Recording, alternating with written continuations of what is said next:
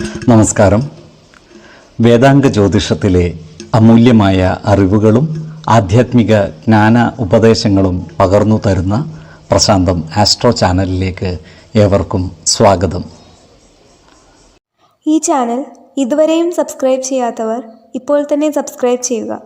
Notification ലഭിക്കുന്നതിനായി bell button അമർത്തുമല്ലോ.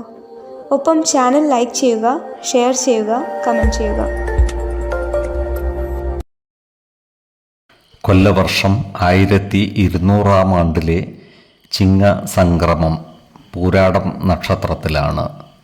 ചിങ്ങം 1-ാം തീയതിയിലെ ഗ്രഹനില അനുസരിച്ച് ഇടവം രാശിയിൽ സർവേശ്വരകാരകനായ വ്യാഴവും കുജനും ഗുളികനും, ചിങ്ങം രാശിയിൽ ആദിത്യനും ബുധനും ശുക്രനും, കന്നിയിൽ ശിഖിയും, ധനുരാശിയിൽ ചന്ദ്രനും, കുംഭത്തിൽ ശനിയും, മീനം രാശിയിൽ രാഹുവും സ്ഥിതി ചെയ്യുന്നു.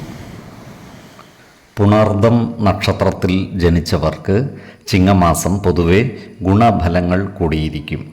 ഈ നക്ഷത്രക്കാർക്ക് കർമ്മ മേഖലയിൽ കാര്യങ്ങൾ അനുകൂലമായി വരുന്നതാണ്. ഈ നക്ഷത്രക്കാരായ യുവതീ യുവാക്കളുടെ വിവാഹ കാര്യത്തിൽ തീരുമാനമാകുന്നതുമാണ്. വിശ്വാസികളായവർക്ക് വിവാഹ കാര്യത്തിൽ ഉചിത തീരുമാനമെടുക്കുന്നതിന് ജാതക പരിശോധന നടത്താവുന്നതുമാണ്.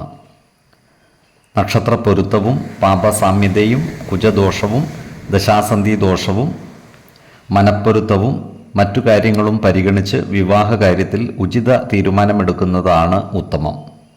ആവശ്യമെങ്കിൽ ഈശ്വര പ്രശ്നചിന്ത ചെയ്യാവുന്നതുമാണ്. എന്നാൽ കടുത്ത പ്രണയമുള്ളവർക്ക് മനപ്പൊരുത്തം മാത്രം പരിഗണിച്ച് ഗാന്ധർവ വിധി പ്രകാരം വിവാഹിതരാകാമെന്ന് ആചാര്യ മതവുമുണ്ട്. ഈ നക്ഷത്രക്കാർക്ക് സർക്കാരിൽ നിന്നും കിട്ടുവാനുള്ള ആനുകൂല്യങ്ങൾ ലഭിക്കുന്നതാണ്. സർക്കാർ ആനുകൂല്യങ്ങൾക്കായി അപേക്ഷ സമർപ്പിച്ചിട്ടുള്ളവർക്ക് ബന്ധപ്പെട്ട ഉദ്യോഗസ്ഥന്മാരെ നേരിൽ കാണുന്നതിനും മറ്റും അനുകൂലമായ കാലവുമാണ്. അതുപോലെ ഇവരുടെ രക്ഷിതാക്കളുടെ ചികിത്സയ്ക്കും മറ്റുമായി പണം ചെലവഴിക്കാനുള്ള സാധ്യതകളും കാണുന്നുണ്ട്. പ്രത്യേകിച്ചും പിതാവിൻ്റെ ആരോഗ്യകാര്യത്തിൽ ഇവർ ഒരു പ്രത്യേക ശ്രദ്ധ പുലർത്തുന്നത് ഗുണകരമായിരിക്കും. ഈ നക്ഷത്രക്കാരായ വിദ്യാർത്ഥികൾക്കും മറ്റു പഠിതാക്കൾക്കും അനുകൂലമായ കാലമാണ്. ഉന്നത വിദ്യാഭ്യാസ രംഗത്ത് പുരോഗതി കൈവരിക്കുവാനും ഇവർക്ക് സാധിക്കുന്നതാണ്. മിഥുനക്കൂറുകാരായ ഈ നക്ഷത്രക്കാർക്ക് സാമ്പത്തിക ചിലവുകളും മറ്റും വന്നുചേരുവാനുള്ള സാധ്യതകൾ കാണുന്നുണ്ട്. അപ്രതീക്ഷിതമായ കാരണങ്ങളാൽ ഇവർക്ക് മാനസിക വിഷമം നേരിടുവാനുള്ള സാധ്യതകളുമുണ്ട്. ആരോഗ്യകാര്യങ്ങളിൽ ഇവർ ഒരു പ്രത്യേക ശ്രദ്ധ പുലർത്തുന്നത് ഗുണകരമായിരിക്കും. 5, 15, 25 തീയതികൾ അനുകൂലമാണ്.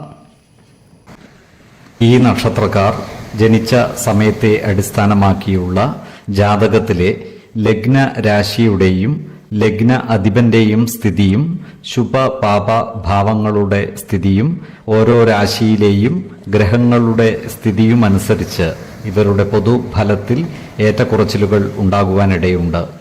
കുടുംബ ദേവതകളെയും ഇഷ്ടദേവതകളെയും ഉപാസിക്കുന്നത് ഇവർക്ക് ആയുരാരോഗ്യ സൗഖ്യമേകും.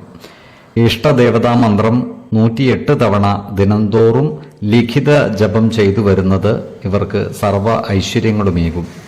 നല്ല വ്യക്തി സാധനകളോടെയും ഉപാസനകളോടെയും മുന്നേറിയാൽ സർവേശ്വരാനുഗ്രഹത്താൽ ഇവരുടെ സർവ്വകാര്യങ്ങളും മംഗളകരമാകും. നന്ദി, നമസ്കാരം. ജ്യോതിഷരത്നം പ്രശാന്ത് കണ്ണോം.